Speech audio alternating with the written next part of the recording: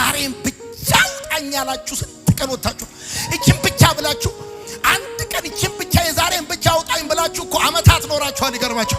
የዛሬን ብቻ አሾልከኝ ጌታ ሆይ እቺን ብቻ ኮሽ ሳይል የቁርጥ ቀን ደራሽ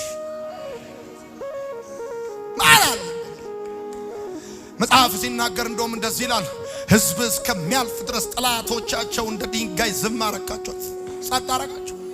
ይሄ የኛ ቤት በረከት ነው። ስማ፣ ጠላቶቻችሁ እንደ ድንጋይ ዝም ይበሉላችሁ። የቁርጥ ቀን ደራሽ ማን አላት? ስማ፣ አዋጅ ሲወጣ ዝም፣ ሰበብ ሲፈለግ ዝም፣ ዳንኤልን ነገር ሲፈልጉበት ዝም። ከዛስ የተራበ አንበሳ እዛ የተቀመጠው የሆነ 6 ኪሎ ወይም ደግሞ 5 ኪሎ ወይ የሆነ ዙ ውስጥ እንዳይመስል ሊጎበኝ አይደለም ዳንኤል የገባው። ጣልቃ ገብቶ ነገር የሚቀይር የቁርጥ ቀን ደራሽ። አሁን ዛሬ ራሱ ያላችሁ ያለው እንደዚህ ነው። ኤኒ ታይም አጣብቂኝ ውስጥ በገባችሁ ጊዜ እናንተን ለመርዳት በደመናት ላይ ገሰግሳሉ። አሜን በሉ እስቲ።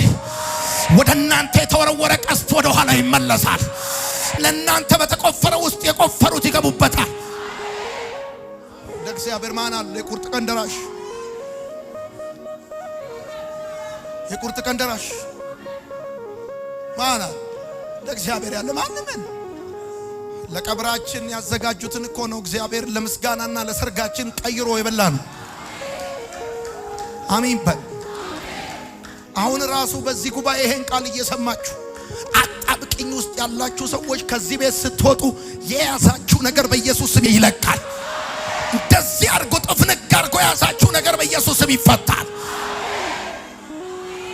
እንዴት ልውጣው? እንዴት ልለፈው? ይሄን ጉዳይ እንዴት ባልፈው ነው ጥሩ? አማካሪ እየፈለጋችሁ ያላችሁ ሰዎች፣ የሚያሾልከኝ ማን ነው ያላችሁ ሰዎች፣ እግዚአብሔር እንደዚህ ይላችኋል፣ እኔ ከአጣብቂኝ ውስጥ አወጣችኋለሁ። እኔ ከሚባላው ውስጥ አወጣችኋለሁ። ሙሴ እያለ ያለው እንደዚህ ነው። ይሹርን ሆይ ሄሎ፣ እስራኤል ሆይ ሄሎ፣ ሐዋሳ ሆይ ሄሎ፣ አታውቁም እንዴ ላለፈው 9 ዓመት እንደ እግዚአብሔር ያለ